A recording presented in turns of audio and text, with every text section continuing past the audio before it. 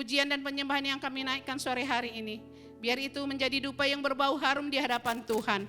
Dan kami percaya ketika Tuhan ditinggikan, diagungkan, Engkau bertata di atas puji-pujian dan penyembahan kami. Jamah sentuh hati kami Tuhan, supaya kami boleh merasakan lawatan Tuhan sore hari ini. Kami boleh merasakan hadirat Tuhan di ibadah ini Tuhan Yesus. Karena kami tahu Tuhan ibadah ini bukan ibadah yang biasa-biasa, tapi ibadah yang luar biasa, di mana Yesus ditinggikan, diagungkan. Terima kasih Bapak, terima kasih Tuhan Yesus. Berkati hamba-Mu Pastor Peggy Andu Tuhan Yesus yang menyampaikan isi hati-Mu. Taruhkan benih firman di mulut lidah bibir hamba-Mu ini Tuhan. Biar setiap benih firman yang ditaburkan sore hari ini boleh menjadi berkat bagi kami. Boleh menjadi rema bagi kami Tuhan. Untuk kami boleh menjadi pelaku-pelaku firman-Mu. Biar firman yang ditabur sore hari ini boleh bertumbuh, berbuah dan berakar. Sehingga lewat kehidupan kami banyak jiwa yang dimenangkan untuk hormat dan kemuliaan nama-Mu. Terima kasih Bapak, terima kasih Tuhan Yesus. Kami mau serahkan ibadah ini dari awal pertengahan hingga akhirnya. Hanya di dalam nama Tuhan Yesus Kristus. Kami berdoa dan mengucap syukur, haleluya. Amin. Silakan duduk jemaat Tuhan, shalom. Mari berikan kemuliaan yang meriah buat Tuhan kita. Mari siapkan hatimu, kita mau menyembah Tuhan. Mari bawa hadiratnya ke tempat ini. Mari fokuskan pikiran kita 1-2 jam ke depan. Biar kita sungguh-sungguh datang ke hadiratnya. Kami mau datang menyembah-Mu Tuhan. Kami mau Engkau ada di tempat ini menjamah setiap hati kami. Kami mau tinggikan Engkau Tuhan. Mari puji Dia. Bapakku datang menyembah-Mu di sini. Ku percaya Kau ada bagiku.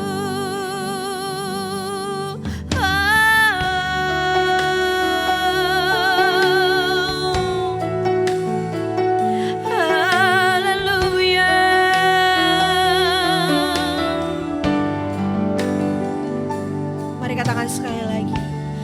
Bapakku datang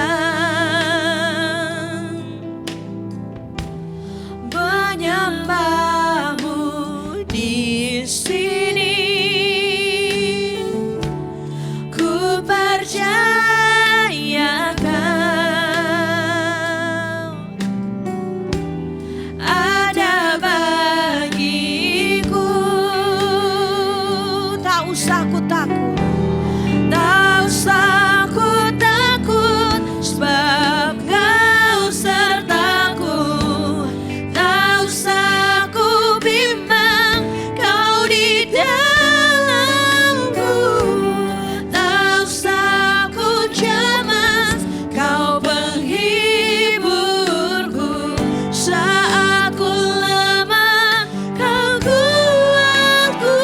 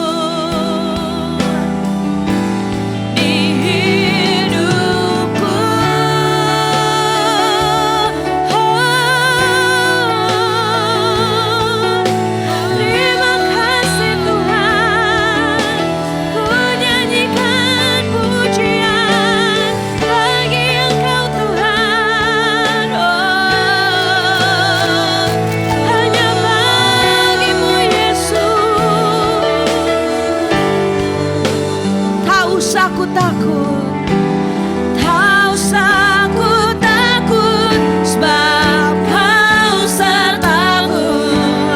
Tak usah ku bimbang, Kau di dalamku. Tak usah ku cemas, Kau penghiburku. Saat ku lemah, Kau kuatku. Ku nyanyi. Mari jemaat Tuhan, angkat suaramu, angkat hatimu. Tuhan ada di tempat ini untuk melawat engkau, untuk mengurapi engkau, untuk memulihkan keadaanmu. Berikan yang terbaik untuk Tuhan kita. Seluruh hati, jiwa dan pikiran kita sama Tuhan. Ku nyanyi haleluya.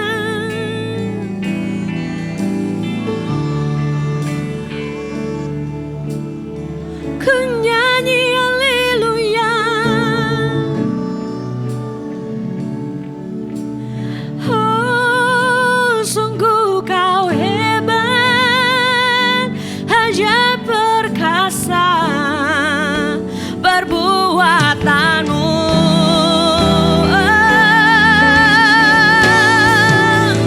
Ku nyanyi haleluya.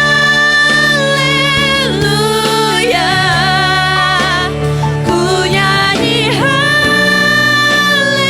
haleluya.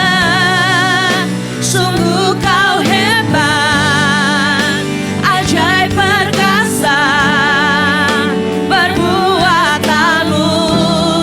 Ku nyanyi haleluya. Ku nyanyi haleluya.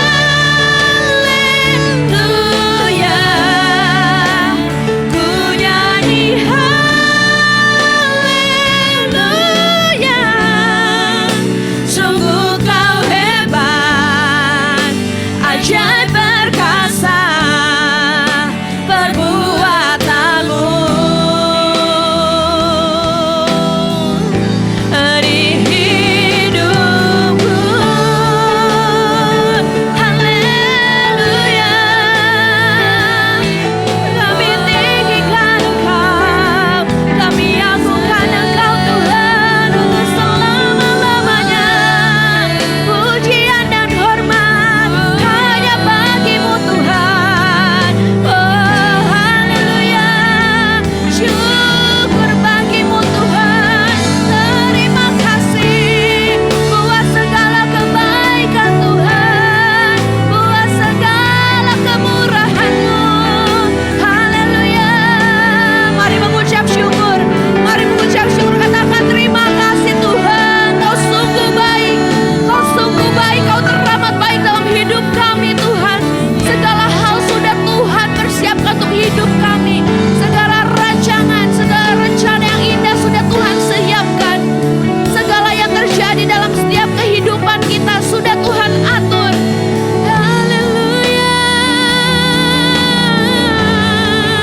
Layak Kau ditinggikan, layak Kau diagungkan, Raja segala raja. Haleluya Yesus. Besar Kau, besar nama-Mu Tuhan. Ditinggikan, diagungkan, dimuliakan nama-Mu selalu. Haleluya.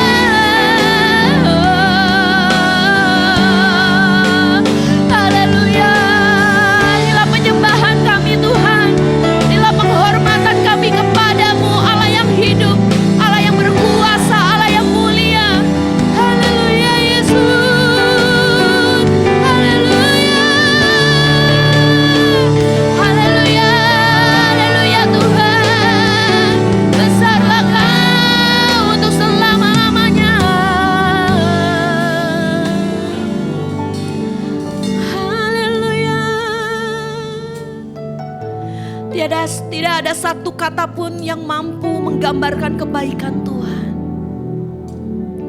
Jika kita ada sampai hari ini, kita bisa berdiri sampai hari ini, itu semua karena kemurahan dan anugerah Tuhan.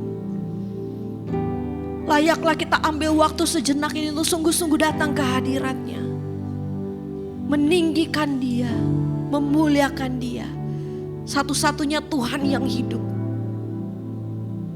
Satu-satunya Tuhan yang mampu menyelamatkan kita. Terima kasih Tuhan, terima kasih. Untuk kasih setiamu yang tidak pernah habis dalam hidup kami. Ada dorongan Tuhan dalam hati kami yang gak bisa kami bendung.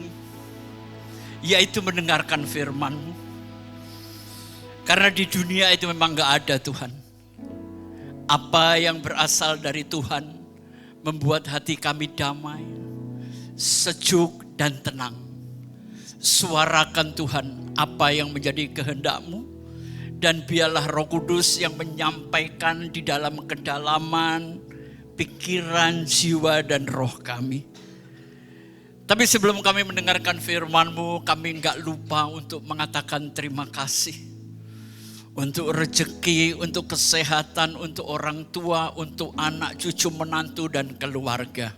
Kami siap diberkati Roh Kudus. Karena doa ini kami alaskan di dalam nama Bapa, Putra dan Roh Kudus, di dalam nama Tuhan Yesus Kristus.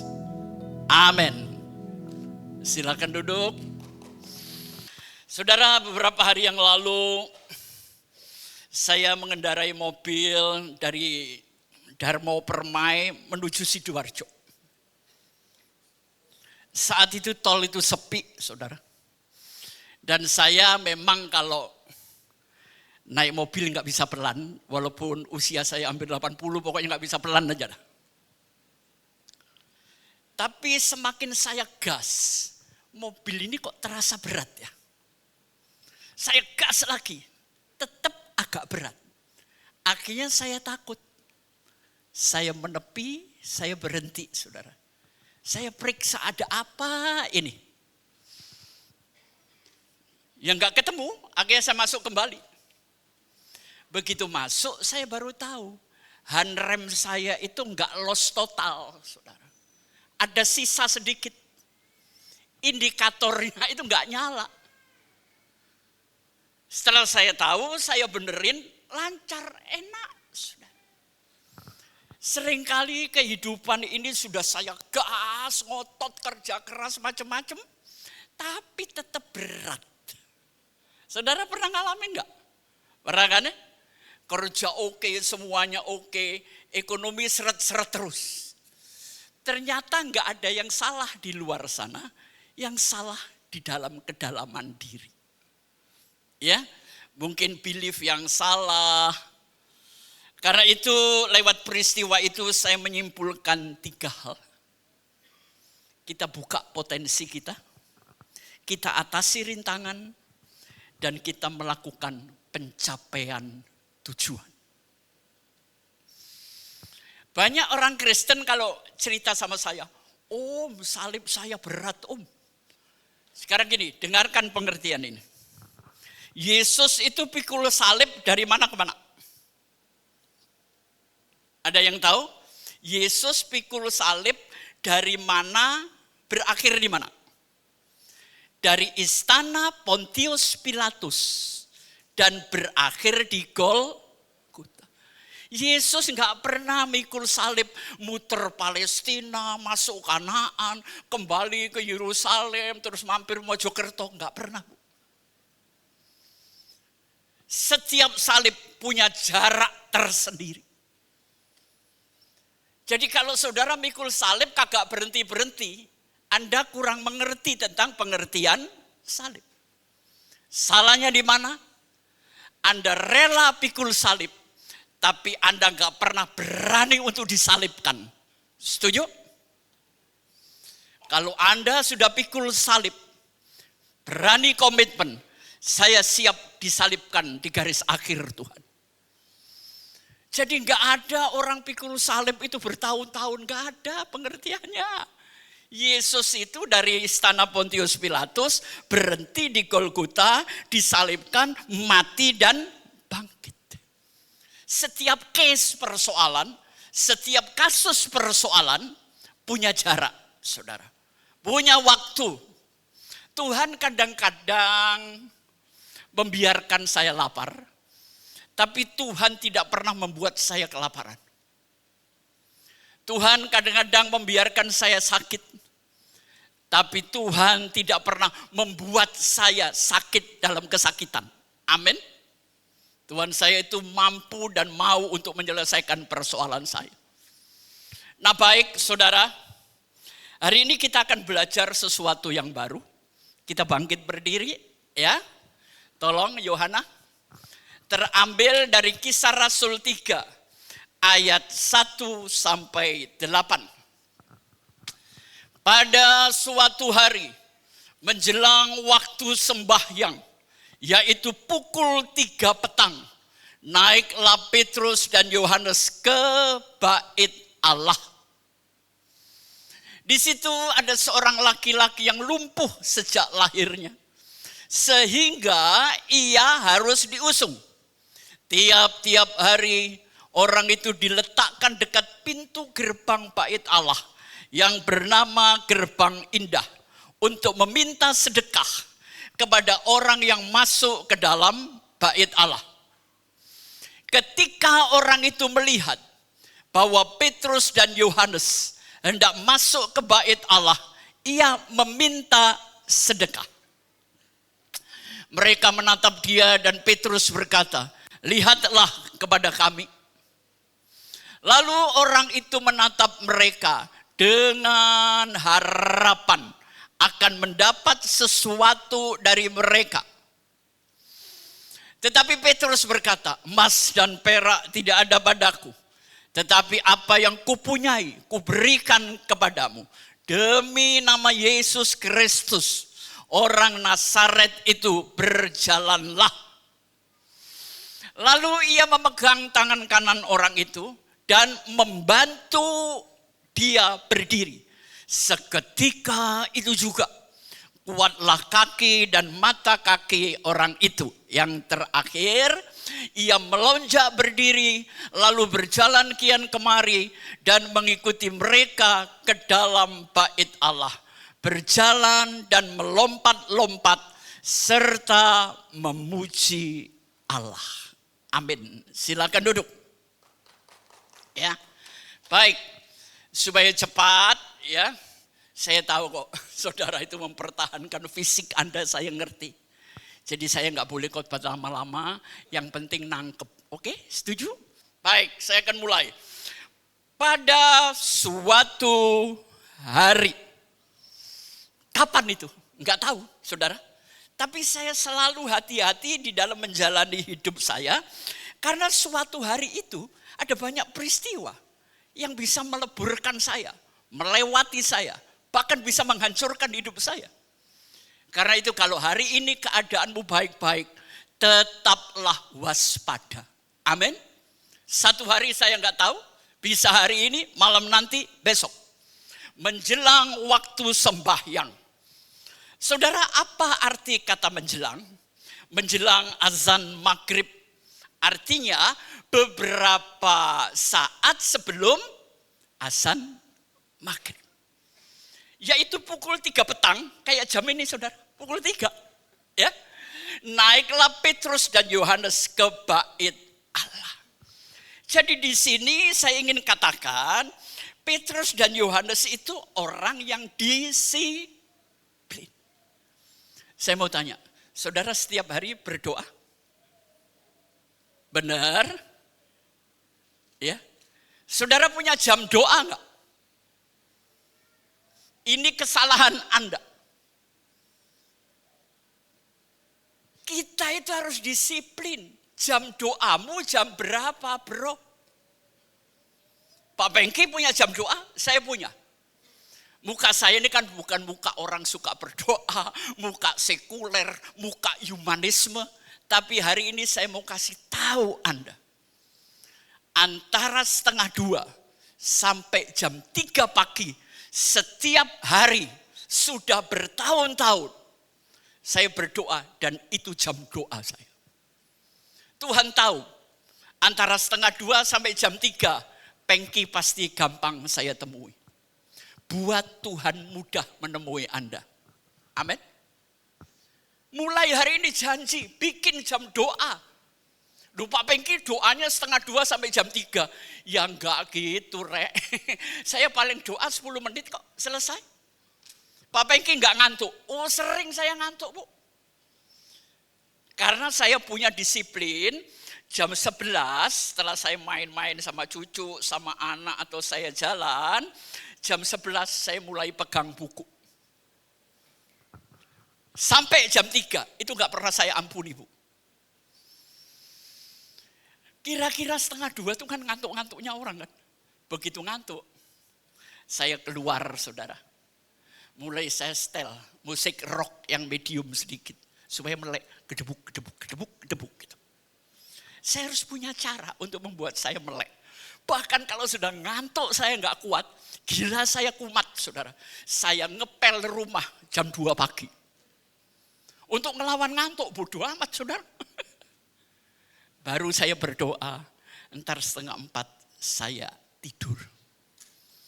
Kalau Anda mau Tuhan disiplin memberkati Anda, disiplinlah dengan jam doa Anda. Amin. Lu muka gini nih, kok rohani banget sih. Saya tuh gak mau pamer-pamer kerohanian, Bu. Yang penting hidup saya benar-benar, walaupun gak sempurna lah, banyak kecolongannya juga, ya. Jam 3 petang, naiklah Petrus dan Yohanes ke dalam gereja. Bait Allah ini kan gereja, kan, ya. Oke, sekarang kita naik ayat yang kedua. Di situ ada seorang laki-laki yang lumpuh sejak lahirnya, sehingga ia harus diusung. Ini kelemahan pertama. Ada 3 kelemahan laki-laki ini. Saudara, itu pemandangan yang biasa setiap hari masuk gereja. Kesalahan pertama, ya orang ini lumpuh, ini bukan kesalahan. Tapi dia selalu ada di pintu. Enggak pernah mau masuk. Dia ke gereja, perlu dimotivasi oleh orang lain. Benar kan? Diusung itu kan dimotivasi oleh orang lain. Ambil keputusan sendiri. Dengan atau tanpa orang lain, Anda dan saya harus sukses. Amin. Hidup jangan bergantung kepada siapapun, kecuali kepada Tuhan Allahmu. Hidup itu keras bro, keras banget ya.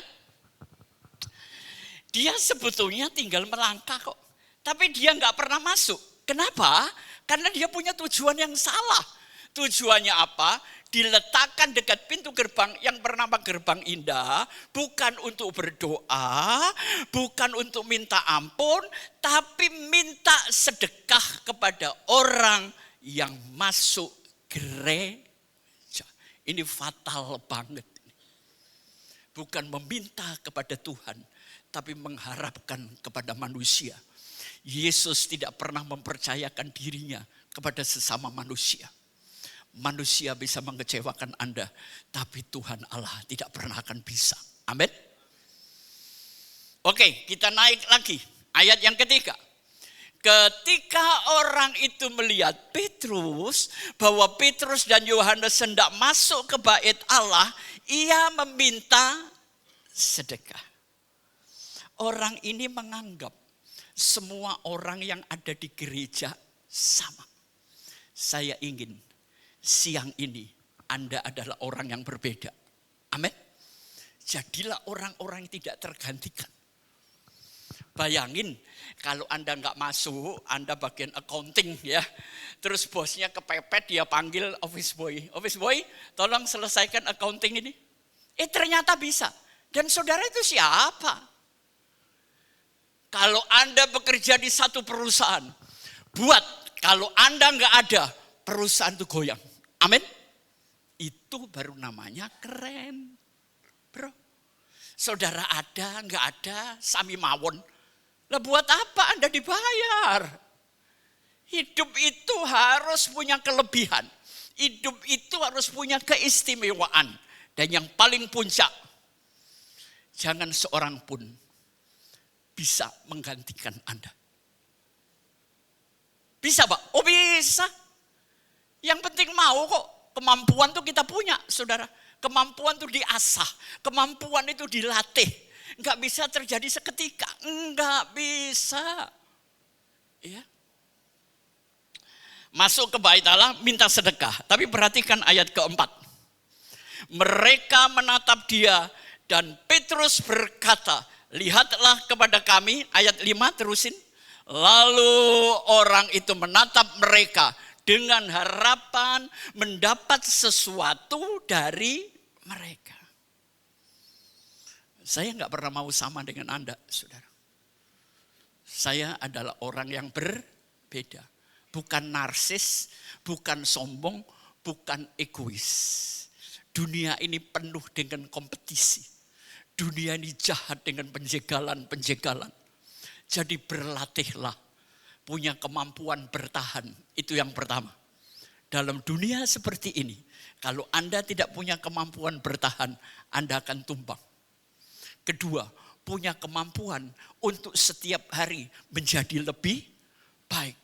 Dan yang ketiga, punya kemampuan yang berbeda. Nanti saya tunjukkan di dalam multimedia saya, kemampuan apa itu Pak Pengki. Mungkin Anda nggak mikir, nanti saya jelasin. Ayat yang ke-6, perhatikan. Tetapi Petrus dan berkata, emas dan perak tidak ada padaku, tetapi apa yang kupunyai, kuberikan kepadamu. Demi nama Yesus Kristus, orang Nazaret itu berjalanlah. Saudara, waktu ketemu orang itu kalau ketemu orang pertama kali, apa yang terjadi? Saya sudah berapa kali ngajar personal branding. Tadi saya ketemu Luke, ya. Saya bilang, Luk, sepatumu keren, Luk, warnanya kuning. Bukan Om Pengki yang ngajar. Buatlah orang memperhatikan Anda karena Anda punya kelebihan. Amin. Jadi artinya hidup itu totalitas. Jangan pernah setengah-setengah. Ya, jangan pernah. Ya. Bapak Indri tadi suka tepuk tangan. Om, umurnya berapa Pak sekarang Pak? Berapa umur Bapak? Umur? Oh Tuhan Yesus. Bakso ya. Keren, Ciami Om. Iya, waduh. Betul. Saya kalah 11 tahun Om. Saya 7. Iya, masih bisa jalan Om ya. Enggak ada.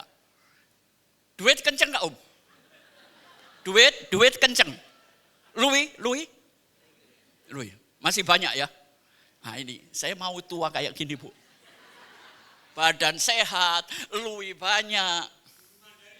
Oh guru Mandarin. Om kalau sekarang lihat cewek masih ngelihat enggak? Berikan tepuk tangan.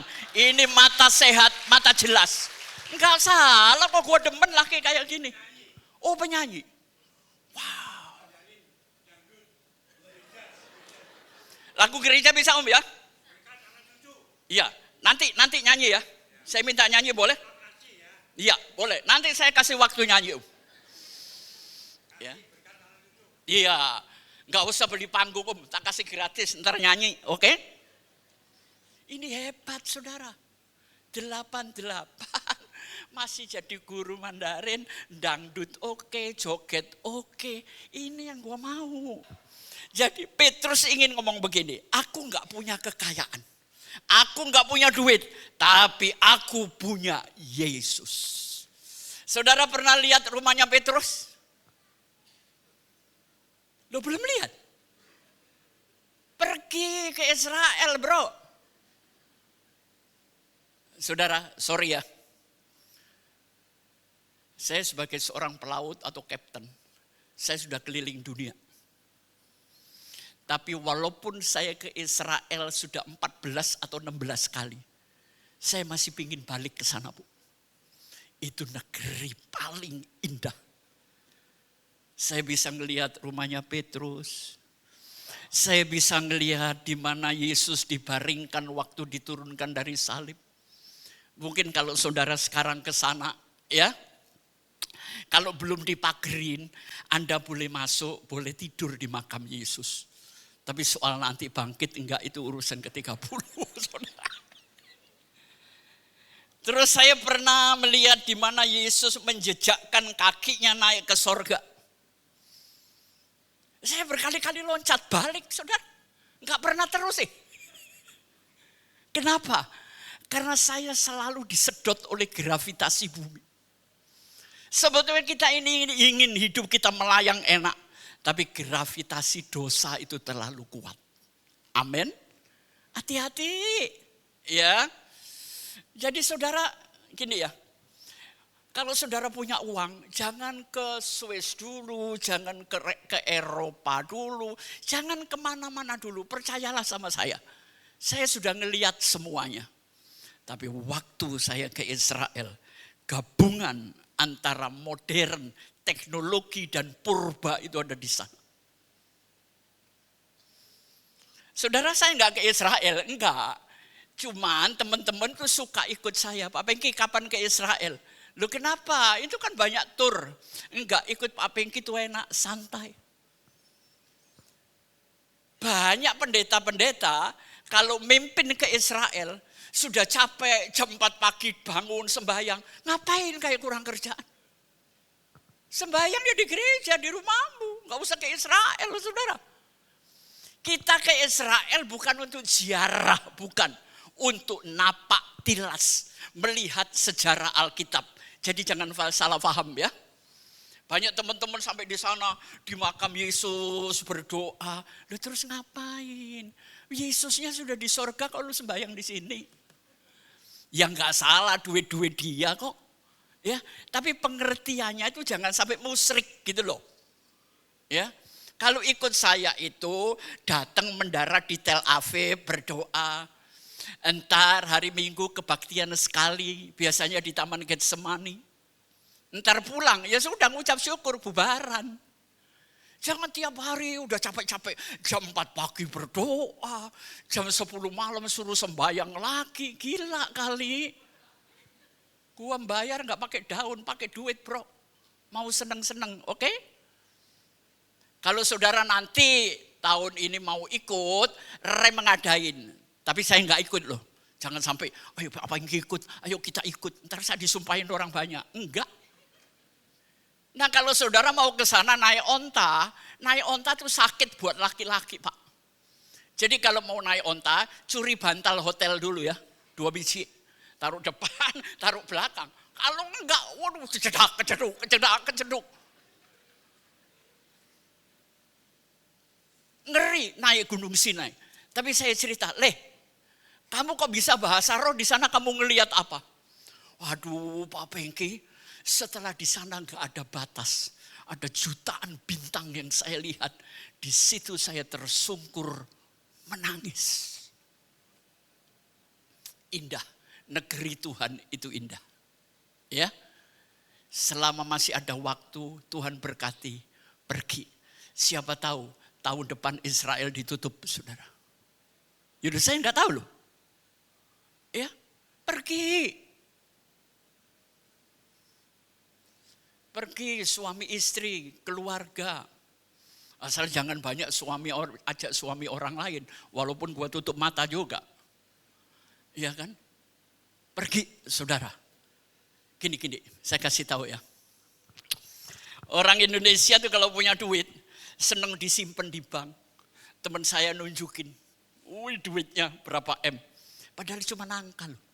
Goblok kan, kaya tapi goblok.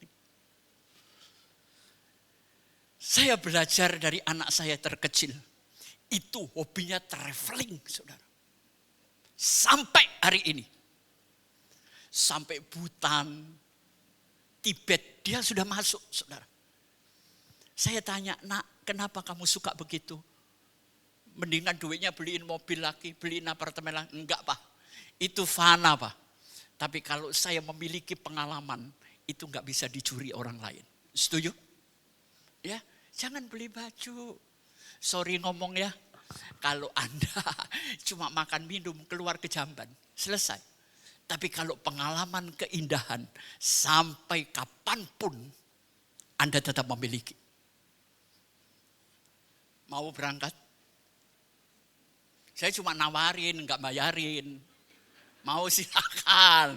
Mumpung Israel masih buka pintu. Nah kalau Bapak ini yang 88 ini duitnya banyak. Jalan Pak, ke sana Pak. Ya. Soal nyungsep kan urusan, bukan urusan saya dong. Tapi dia kuat kok, kuat ya. Oke. Jadi Petrus ingin mengatakan Yesus itu lebih berharga dari emas dan perak. Ketujuh, kita mau selesaikan. Perhatikan, ini intinya. Lalu ia, entah Petrus, entah Yohanes, memegang tangan kanan orang itu dan membantu dia berdiri. Perhatikan kata ini. Seketika itu juga kuatlah kaki dan mata kaki orang itu. Perhatikan. Petrus ngomong apa? Demi nama Yesus orang Nazaret, berjalanlah. Waktu dia ngomong gitu sudah jalan? Enggak Bu. Tapi waktu ia memegang tangan kanan orang itu dan membantu dia berdiri, seketika itu kuasa Tuhan menguatkan kaki dan mata kaki orang itu. Jadilah jemaat yang membantu kehidupan orang lain. Jangan hanya nama Yesus kayak jimat. Kita ikut andil membuat orang itu ekonominya berjalan. Amin. Perhatikan ayat yang ke-8. Terakhir. Ia melonjak berdiri lalu berjalan kian kemari dan mengikuti mereka kemana? Pulang rumah? Enggak saudara. Waktu tangannya dipegang, dia meloncat berdiri. Berjalan kian kemari, mengikuti orang itu atau mengikuti Yesus? Mengikuti orang itu kan? Makanya jemaat tolong jadi teladan. Sehingga orang mau ke gereja rem ini mengikuti Anda. Oke? Bukan mengikuti Yesus dulu. Saya mau bicara humanis dulu. Saya mau bicara kemanusiaan dulu. Kebait Allah. Nah biasanya orang kalau baru bertobat. Kayak saya dulu baru bertobat. Cari persekutuan pagi, siang, malam sampai persekutuannya enggak ada, saudara. Saya kepingin ke gereja atau ada luapan Roh Kudus, saudara. Kepenuhan, ya. Kebait Allah, kemudian berjalan dan melompat-lompat serta memuji Allah. Perhatikan ya. Mengikuti mereka berarti mengikuti Petrus dan Yohanes kemana? Ke gereja GBI Rem. Oke? Berjalan dan melompat-lompat. Saudara, jadilah pribadi yang menyenangkan. Saudara enggak usah nginjil. Jadilah pribadi yang ramah. Ketemu siapapun senyum. Orang nanti akan masuk GBI Rem. Amin.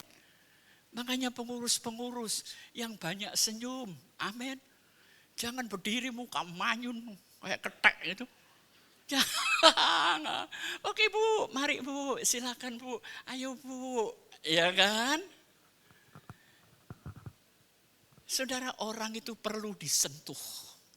Mungkin dia kehausan kasih sayang. Ya, rangkul pundaknya. Monggo Pak, di sini GBI Rem. Amin. Ada peduli, ada perhatian. Jadi saya akhiri, kalau Anda belum punya gereja lokal, GBI Rem menjadi gerejamu. Amin. Ya. Soalnya begini, kalau saudara enggak punya gereja lokal, entar kalau mati itu loh. Yang ngubur ya sopo, saudara. Ya. Jadi di sini perikop ini mengajak kita bergereja dengan sungguh-sungguh. Bukan sekedar mondar-mandir. Anda ke GBI Rem, oh karena yang khotbah Pengki, ramai banyak pengetahuan, senang saya seger. Situ seger, saya gundul Bu. Ya, ayo. Gereja ini milik Anda. Di sini semua bangsa boleh masuk. Kami tidak pernah membedakan. Kaya miskin, gak ada di mata saya. Ya, Karena banyak kadang-kadang kalau orang miskin itu sakit sampai mau mati, pendetanya nggak tahu, saudara. Coba kalau yang kaya sakit flu aja, pendetanya balapan datang, saudara. Nggak boleh begitu ya. Hamba Tuhan nggak boleh ngelihat kaya miskin. Hamba Tuhan nggak boleh ngelihat luwana kuatang lang. Nggak boleh. Semua adalah anak Tuhan yang harus kita layani. Ya, sudah, khotbah spiritual saya selesai, saudara. Tapi ngeterapinya gimana? Oke, kita akan mulai. Ya.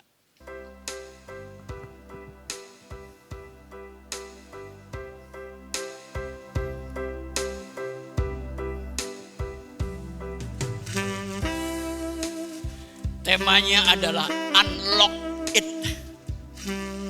Sama seperti saya mengendarai mobil, saya terasa berat. Ada kesalahan dalam diri saya. Gudang talenta Anda yang terkunci harus Anda buka. Setuju? Bukalah pintu-pintu yang terkunci, saudara. Oke, setelah Anda buka, Anda punya kuncinya, naikin satu. Nah, archetype penghasilan. Ternyata kepribadian seseorang sangat berhubungan dengan penghasilan Anda. Saya mau jelaskan, saudara, jangan main-main loh. Ada orang pinter cari duit tapi nggak bisa ngelola duit. Ada orang pinter ngelola duit tapi nggak bisa cari duit. Tapi ada teman saya cari duit nggak bisa, ngelola nggak bisa. Gila kan? Nah, di sini pertama, kepribadian seperti singa yang dikurung. Anda tahu singa? Singa itu pemburu, buas, ganas. Tapi satu hari ditembak oleh penembak obat bius. Jebret! Pingsan, singanya dimasukkan ke dalam kurungan. Setelah dia sadar, dia marah, dia mengaum, dia mencakar. Tapi nggak bisa keluar. Datanglah sang penjinak singa. Dia lempar seonggok daging. Tapi singa tersinggung harga dirinya. Saya bukan tipe seperti itu. Dia mencoba tidak makan, tapi lama-lama lapar. Akhirnya makan. Dan sampai mati dia ada di dalam kurungan. Artinya apa? Ini adalah gambaran karyawan yang frustasi. Sebetulnya setiap orang ini punya tipe untuk berburu yang lebih baik lagi. Tapi Anda dijinakkan oleh manajer, oleh owner yang membius Anda sehingga Anda cukup dengan gaji bulanan Anda. Udah nggak bisa keluar lagi. Anda terjebak oleh rutinitas. Ada di sini yang mengalami hal seperti itu? Mau keluar dari pekerjaan, terus gaji tetapnya gimana? Nggak keluar, tetap singa ompong. Ya, Anda pernah ngalamin itu? Saya pernah. Tapi saya berhasil merebut kunci dari penjinak singa itu. Dan saya lepaskan kuncinya, saya keluar. Kita harus punya keberanian. Amin. Yang kedua, penyihir yang dirantai. Saudara, penyihir di sini maksudnya bukan penyihir jahat. Penyihir yang baik. Ceklik, ada peri melayang datang. Ceklik, ada pelangi. Tapi orang-orang yang punya kuasa membuat keindahan ini dirantai. Tongkatnya dirampas. Dan itulah kaum milenial. Anak-anak muda yang dikungkung oleh orang tuanya. Dengan pendapat-pendapat yang konvensional. Banyak orang tua bahkan benci kalau anaknya main gitar. Mau ngamen lu besok. Coba kalau jadi kayak Dewa, Pasya Ungu, atau Slank, hebat gak? Anak-anak main game dimarahin. Perhatikan di Taman Anggrek. Ada pertandingan game, gamer semua. Pemenang pertama, si Pek Tiomen. bukan si Pak Jeng. Makanya kalau anak Anda main game, biarin Bu. Kirim makanan pagi, siang, sore, main nak sampai pinter. Siapa tahu dia nanti pencetus aplikasi gamers yang baru. Oke? Orang tua, jangan kungkung anakmu dengan kekuatan. Bebaskan dia. Dia penyihir-penyihir yang luar biasa. Dia punya masa depan yang indah. Oke? Diarahkan, jangan dikungkung. Survei membuktikan kalau orang tuanya karyawan, 40% anak-anak itu akan menjadi karyawan. Bebaskan dia berkarya, saudara. Yang penting diawasi. Setuju? Saya nggak ngajar anak muda berontak loh. Enggak, jangan. Udah nggak usah dengerin Pengki, itu pendeta kurang ajar ngelawan orang tua. Si ngajarin ngelawan lho sopo, rungokno ta? Enggak, saudara. Saya ingin membebaskan pikiran anak muda dari kungkungan-kungkungan konvensional. Sekarang hidup ini banyak pekerjaan baru, pekerjaan lama sudah nggak ada lagi. Yang ketiga, pemburu harta karun terburuk. Nah, ini saya pernah kejebak di sini. Pemburu harta karun tuh nggak bisa berhenti. Dia gali, nggak ketemu, gali sana. Saya dulu juga gitu, Pak. Ikut Bitcoin, ikut saham, ikut kripto. Orang nawarin apa, gua ikut invest. Dapat duit, tapi saya nggak pernah jadi pengusaha yang bagus. Amin. Nggak boleh, itu saya ngalamin, Bu.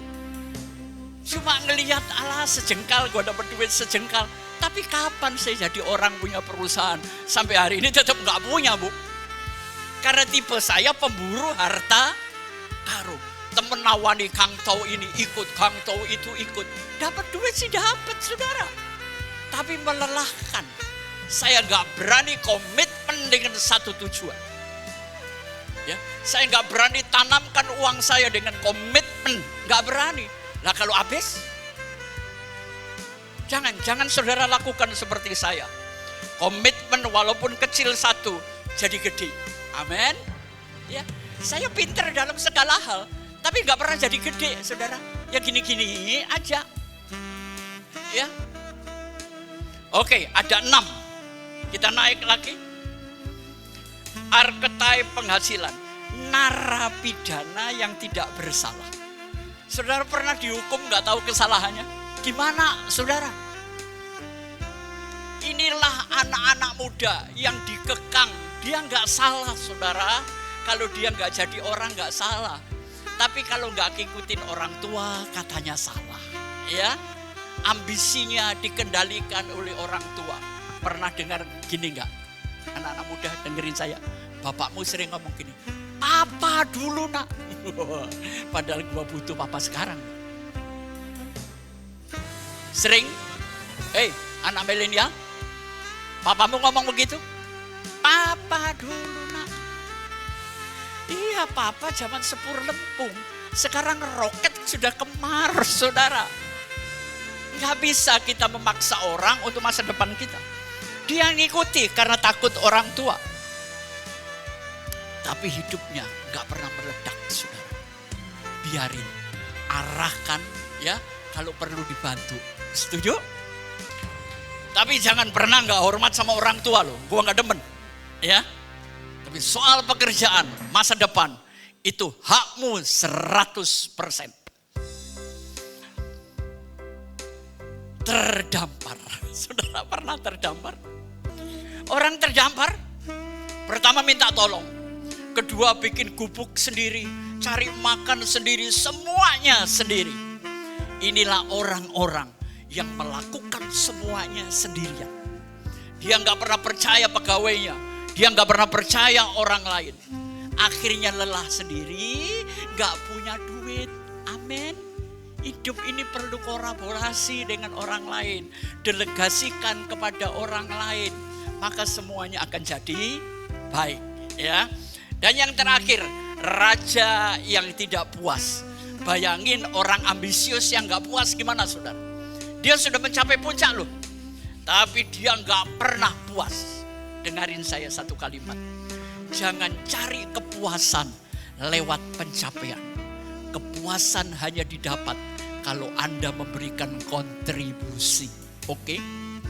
Berbagilah dengan orang lain, maka kepuasan akan muncul. Tapi saya akan suguhkan satu tipe yang saya suka. Dan saya sekarang sedang menuju ke sana. Klik satu lagi Yohana. Tahu sniper, penembak jitu? Perhatikan apa yang dilakukan. Yang pertama, orangnya tenang, percaya diri. Yang kedua, dia tahu di mana posisinya untuk meletakkan senjatanya. Yang ketiga, orangnya penuh perhitungan, cermat dan terlatih. Selanjutnya, dia punya target. Begitu targetnya dapat, pelatuknya ditarik. Jeder, satu peluru untuk satu pembunuhan. Satu peluru untuk satu kehidupan lebih baik. Amin. Jadilah sniper. Saya suka banget.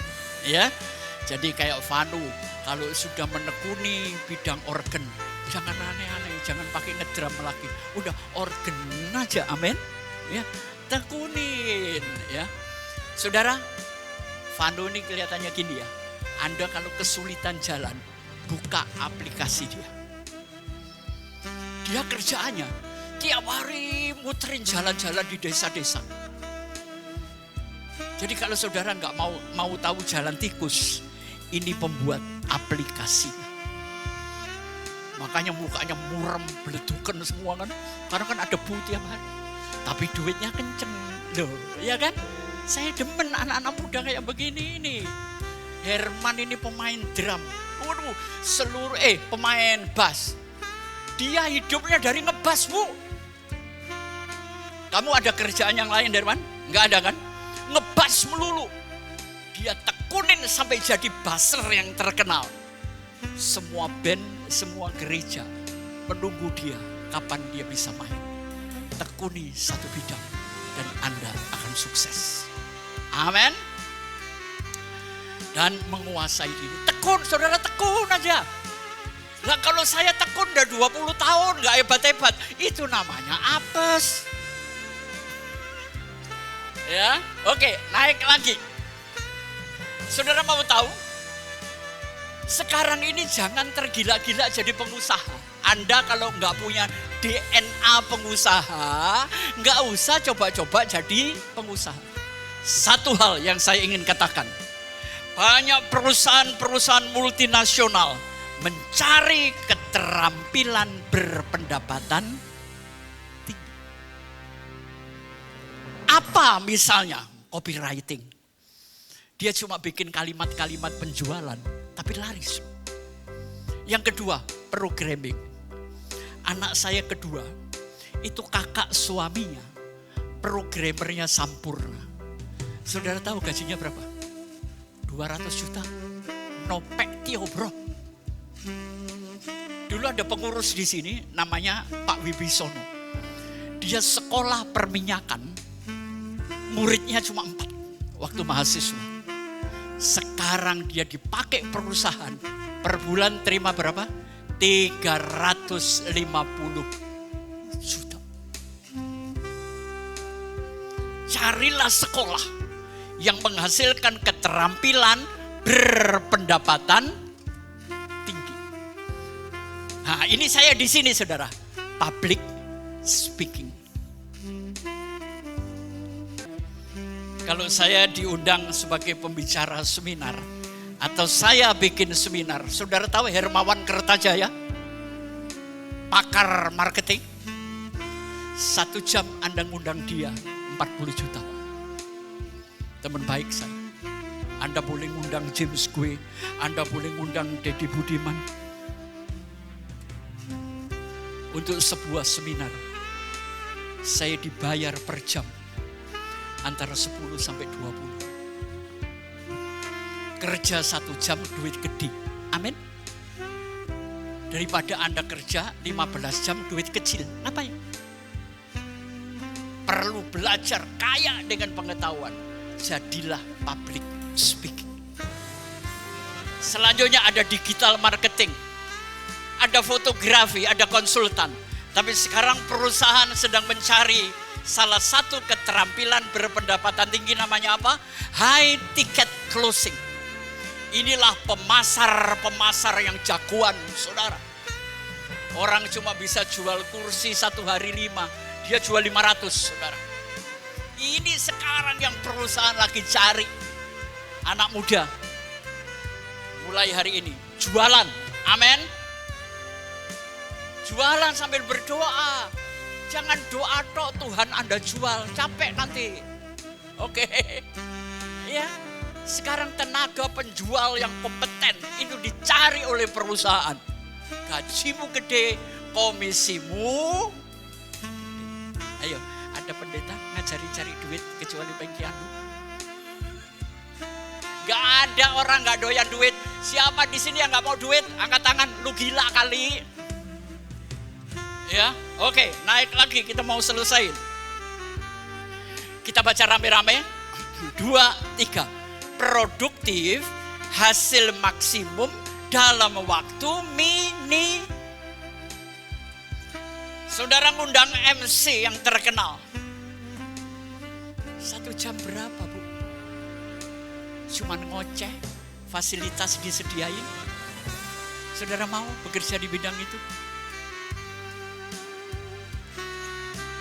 Jadilah produktif. Nah, oke, naik. Saya akan jelasin.